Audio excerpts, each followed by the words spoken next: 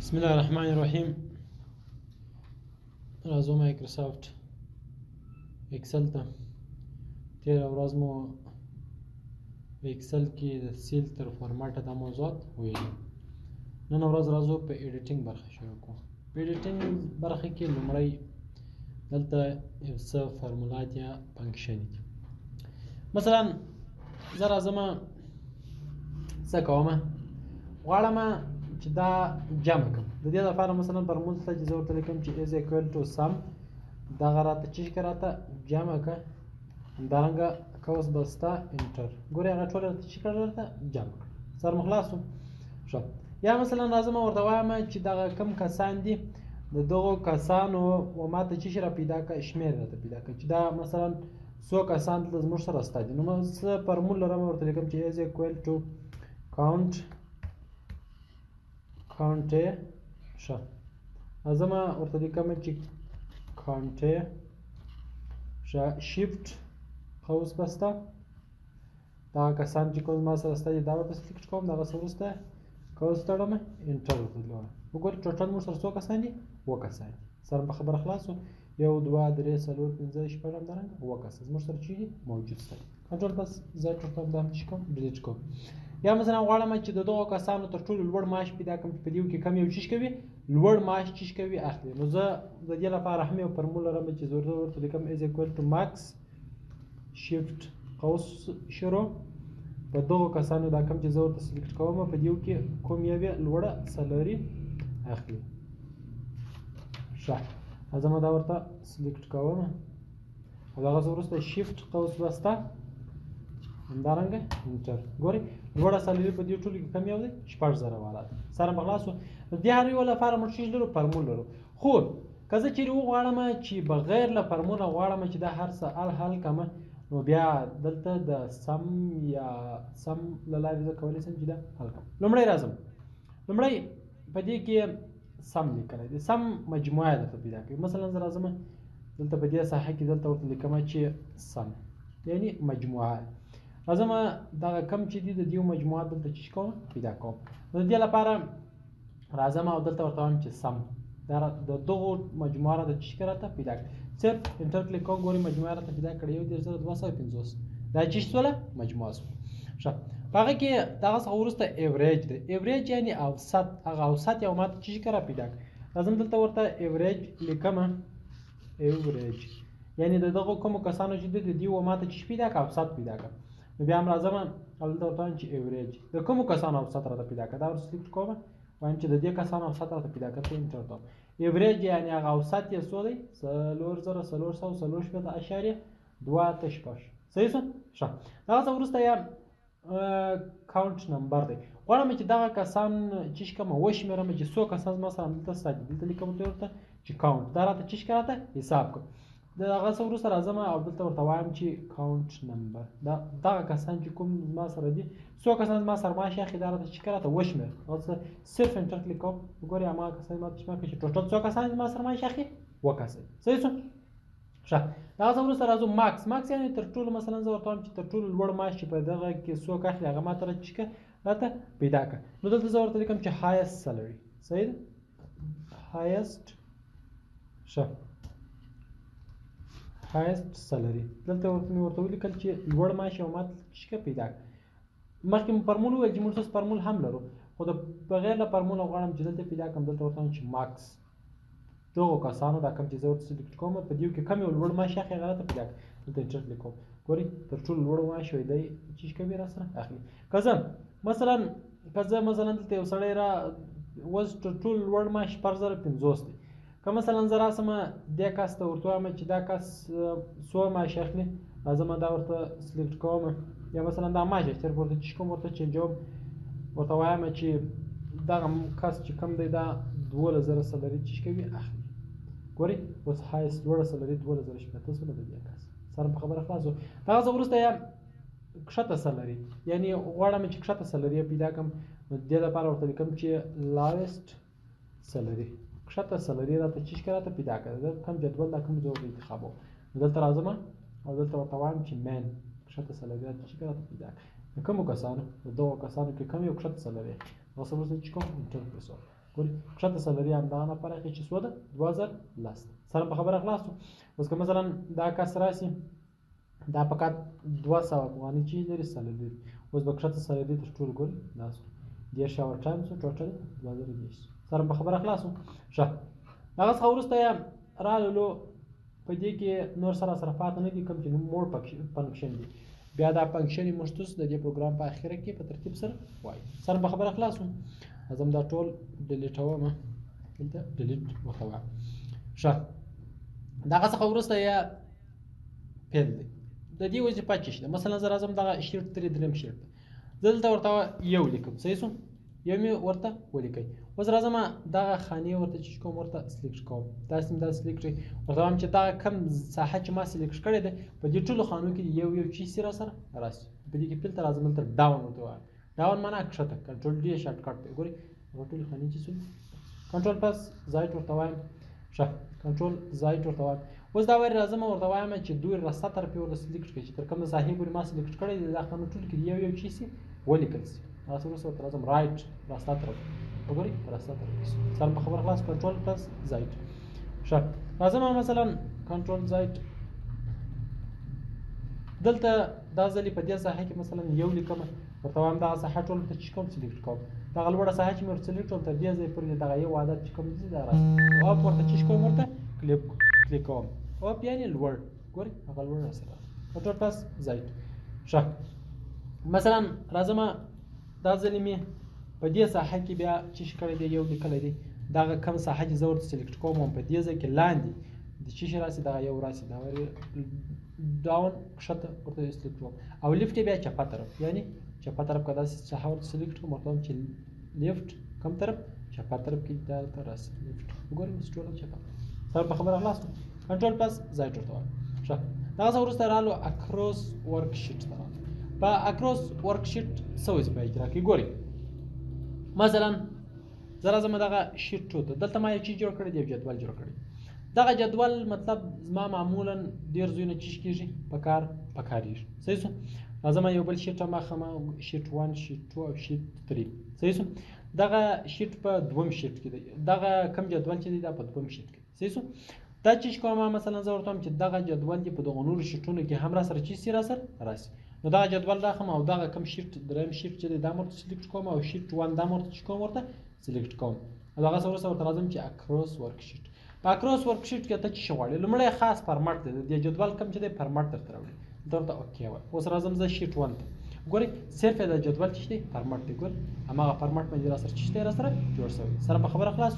کنټرول پلس زایډ ورته وایم دا واري ورته وایم چې نه څه وکړه را سره اکروس ورک شیټ ته راځم دلته ورته وایم چې کانټنټ صرف هغه کومه لیکنه چې دغه لیکنه راته راوړي نور دا کم جدول چې دی د کم څه چې پکې استعمال شوي دا مه راته راوړي او وروسته ورته اوکې وایي. اوس ګورئ که زه شیټ 1 ته راسم صرف هغه لیکنه به راسره کوم نور هغه کم ایډیټ چې موږ پرې کړی فارمټ چې و هغه فارمټ یې نه چې په شیټ 3 کې مې همدا ښه بیا هم کنټرول پلس زایډ ورته وایم دا ځل ورته راځم ورته وایم چې ال هر څه چې وي هغه ټول راته چې هلته راوړه هم یې هغه کومه فارمټ چې ورکول شوی دی هم هغه راته راوړه هم یې لیکنه دغسې ورته اوکې وایي. اوس که زه شیټ 1 ته راسم ګورئ په هماغه او که شیټ 3 ته ورسم په دې کې هم هماغه صحیح شو. کنټرول پلس زایډ ورته وایم.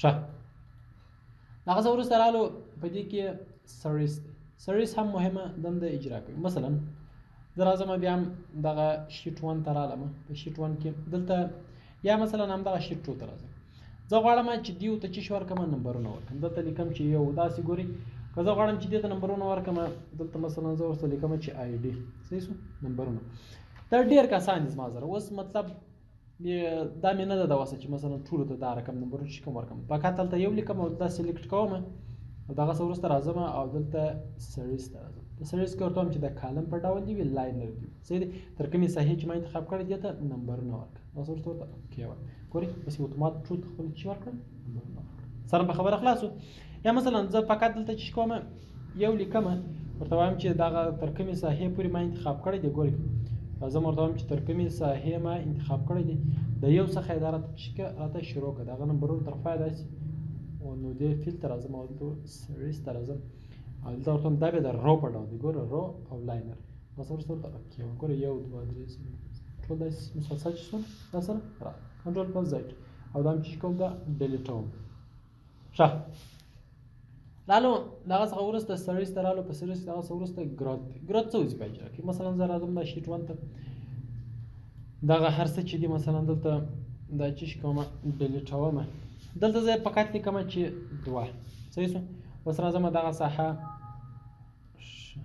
دلته لیکم 2 مې صرف چې کړل و مې لیکم دغه ساحه راځم دغه ورته انتخابوم تر دې ساحه هغه څه وروسته راځم و پیلته او دلته سریز ته راځم دلته ګروت ورته چې کوم انتخابوم او دغه څخه وروسته دلته چې کوم 2 ورته لیکم څو ورته لیکم 2 او دلته ورته اوکې لیکم اوس وګورئ 2000 بیا 2 دا سالور او سالور زر بیا 8 سالور زر بیا 2 دا 8 8000 بیا 2 دا سو دا 14 ښه رالو بیا هم دغه څخه وروسته یا رالو پیل ته په پیل کې سریز دی هغه څخه وروسته ډیټ دی ډیټ یعنی تاریخ که زه مثلا راسم دلته چې شی وکم تاریخ ورسره ولیکم دا ډیلیټوم دلته لیکم چې 02 د درېیمې میاشتې همدارنګه د 2023 کال دا تاریخ مې دلته چې ورسره ولیکم څه اوس راځم دا تاریخ تر دې ځای چې کوم انتخابوم او دغه څه وروسته پیل ته راځم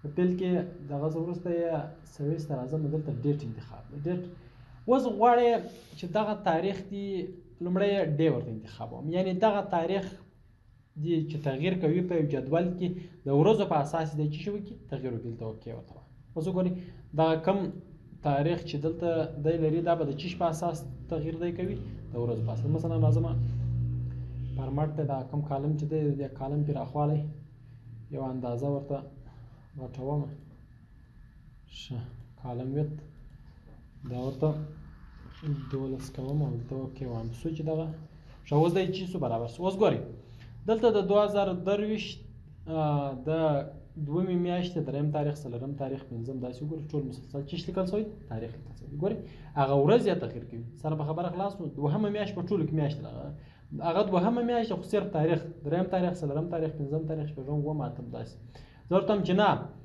تاریخ دې ثابت دی هماغه یې خو صرف دې میاشت دې چې کوي تغییر کوي نو بیا هم پیل ته راځم دلته سریز ته راځم دلته دا وایي ورته وایم چې منت میاشت دې چې کوي تغییر کوي تاسو ورسته چې ورته اوکې وایم اوس وګورئ تاریخ د ټولو د هماغه درېیم تاریخ دی خو میاشت تغییر کوي دوم میاشت درېیم میاشت څلورم میاشت پنځم میاشت شپږمه اوومه اتمه نهمه لسمه یولسمه دولسمه اوله دومه درېیمه اوس چې تغییر کوي میاشت صرف تغییر کوي دا وایي ورته چې نه ورځ دې ثابت دی هماغه ورځ دی همدارنګه میاشتې هماغه میاشتې خو کال دې تغییر کوي 2023 د 2023 د دویمې پر درېیمه د 2024 د دویمې پر درېیمه دا رقم دې چې کېږي را سره راځي نو بیا هم پیل ته راځم او په پیل کې سریز ته راځم دلته ورته وایم چې یړ کال دې دا ور چې شي وکړي تغییر وکړي نو څه ورسته ورته چې ورته ګورئ 2023 د دویمې میاشتې پر درېیم تاریخ 2024 25 ګورئ اوس بیا چې تغییر وکړي کال تغییر وکړي سره به خبره خلاصو ښه رالو دغه څه وروسته بیا هم سریز ته راځم دغه څه وروسته ټرند دی ټرند څه وظیفه اجرا کوي ګورئ دا مثلا یو د ایکس محور دی دلته یا دې طرف ته چې کم دی ښه دغه کم شیټ چې دی راځم زه دا دلته ښه دلته دا د ایکس مثلا محور دی صفر صحیح شو دلته چې وکړئ صفر مې ولیکئ څه مشکل دی په دې شیټ کې شیټ ورته بدلوم دلته صفر لیکم چې صفر لاندې به راسو دلته صفر ورته لیکم دا نو د شیټ مشکل دی دلته مې صفر ولیکئ اوس چې کوم دی د ایکس پر محور باندې دې طرف ته مثلا مثبت عددونه 1 2 3 4 همدارنګه 15 ګورئ دې طرف ته کوم عددونه دي مثبت عددونه صحیح دي ښه 4 تر 3 پورې مې دا چې کړل دا مې ولیکل و دې طرف ته کوم عددونه سول مثبت عددونه اوس یې و دې طرف ته بیا کوم عددونه دي منفي عددونه زه ورته وایم چې کوم چې چپه طرف ته دي کوم عددونه راسي منفي عددونه نو زه راځم پیل ته او په پیل کې سریز ته راځم دلته ورته وایم چې ټرند منفي اخوا د کوم عددونه دي منفي دلته ورته چې ورته اوکې وایم اوس وګورئ منفي 1 منفي 2 منفي 3 دې خوا د کوم عددونه راغلل منفي عددونه راغلل سم په خبره خلاصو ښه دغه څخه وروسته راځو بیا هم پیل ته راځو په پیل کې سریز ته راځو او د دې څخه وروسته یې سټیپ والیو سټاپ والیو د دې یو دنده چې شته ګورئ زه دلته راغلم دلته مې ولیکل چې یو صحیح شو. دا هر عالمه دا مې تر دې ساحې پورې تقریبا ډېره پورې مو دا چشکې انتخاب کړئ، تقریبا تر 26 نمبرو پورې مو دا چشکې انتخاب کړئ. اوس نو که زه چیرې راسم او پیل کې او په هغه کې سړي سره راسم نو دا ماته تر 26 پورې چشکې راولي عادتونه راولي، ځکه ما 26 سیله دلته چی کړي دي انتخاب کړي. زه ورته وایم په سړیس کې چې دا د 1 څخه راته شروع کړه او پر 100 راته ودروه، پر 8 راته ودروه، بس فقط ما 8 کسه پکښې پکار. بس ورته اوکې وایم. ګورئ هغه نور چې مې سلیکټ کړی و هغه صرف د 1 څخه شروع شو، پر 100 باندې ودرېده، پر 8 باندې ودرېده، سر مو خلاص شو. ښه په پیل کې نو په سړیس کې نور سره پاتې نه دي. هغه څخه وروسته یا جسټیفای یعنی منظمول. د جسټیفای تنده څه شي؟ مثلا زه راځم په دې سیل کې مثلا ولیکل چې احمد مې ولیکئ، همدارنګه مثلا دلته مې ولیکل چې صمیم، همدارنګه دلته مې ولیکل چې ظاهر، همدارنګه په دې سیل دلته مې یو بل نوم هم ورسره ولیکئ چې مثلا بصیر. دا مې دلته چې کړله ورته ومې لیکل. اوس دلته 1 2 3 4 دا زموږ سره څو نومان ستا دي؟ 4 نومان. ګورئ یو نوم، همدارنګه راځم د 2 نومه، 3 نومه او 4 نومه. اوس زه ورته وایم چې دا راته جسټیفای کړه، یعنې دا هر یو ځان ته سیل کې چیشکه راوړه. هغه څه وروسته راځم فیل ته دلته ورته وایم چې دا راته چیشکه جسټیفای کړه په کومو سیلونو کې راته جسټیفای کړه په دې سیلونو کې. راځم دلته ورته وایم چې جسټیفای. اوس ګورئ هر یو په ځان ته سیل کې راغلی، احمد ځان ته راغلی، صمیم ځان ته راغلی، ظاهر ځان ته راغلی او بصیر ځان ته راغلی. سره به خبره خلاص شو. ښه نو په جسټیفای کې هم نور څه راسره پاتې نه دي. د هغه څه وروسته یا کلیر یعنی صفا کول یا له منځه وړل. څه رقم؟ زه راځم مثلا دا جدول مې ورته سلیکټ کړی او د هغه څه وروسته یې راځم کلیر ال د ګورئ ټول جدول یې رامنځته کنټرول بس زایټ ورته وایه، بیا رالم کلیر فارمټ، یوازې دا فارمټ چې کوي له منځه وړي. ګورئ نور ټیکسټ او کنټینټ یې پاتې، یوازې فارمټ له منځه وړي. کنټرول پلس زایټ دا ورته هم چې خط یې له منځه ویسه خو فارمټ دې پاتې. ګورئ اوس یې خط لاړی او فارمټ یې پاتې. د کولی بیا په دې کې نور ایډیټ وکړي. او دغه څه وروسته کلیر کمنټ بیا کمنټونه چې کوي له منځه وړي، چې بیا مرتوس په د ټاپ کې دلته کمنټونه او هایپر لینکونه وایي. ګورئ دلته ریویو ټاپ کې دلته کمنټونه ستا دي. که غواړئ چې د یو جدول څخه مکمل کمنټونه لري که نو کلیر کمنټ ورته، او هایپر لینک که غواړئ چې لري که نو کلیر هایپر لینک ورته، بیا هایپر لینکونه له منځه چې کېږي ځي.